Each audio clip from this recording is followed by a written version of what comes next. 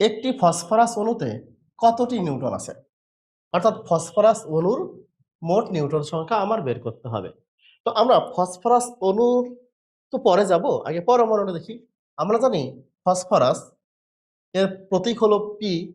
এখানে আমার ভর সংখ্যা ৩১, ফসফরাসের প্রোটন সংখ্যা ১৫। তাহলে একটা ফসফরাসের নিউট্রন সংখ্যা কত বলো?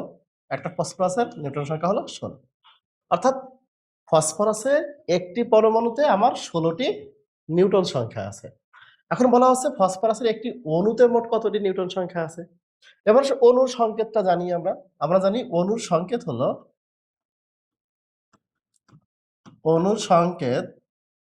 P4।